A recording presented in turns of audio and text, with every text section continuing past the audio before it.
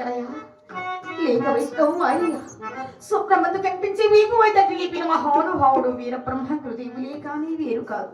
నేనే క్షణమును వెళ్ళి నా తల్లిదండ్రులు సంతానములే కా బిడ్డల కోసం ఎన్నో నవ్వులు నోచి నిరాశందున్న సమయంలో ఒక్క సిద్ధపురుషుడు వచ్చినట. ఆ మానవుని మహత్వ వల్ల నేను జన్మించదనట. నవమాసములు మోసి కనిపించిన తల్లిని ఈ విద్యాబుద్ధులు చెప్పించిన ఈ తండ్రిని ఎలా మోసం చేసి వెళ్ళకపోతే జ్ఞానమిట లభించును.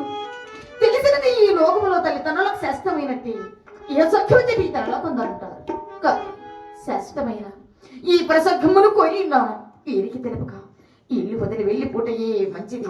ఇల్లు వదిలి వెళ్ళిపోటయే మంచిది.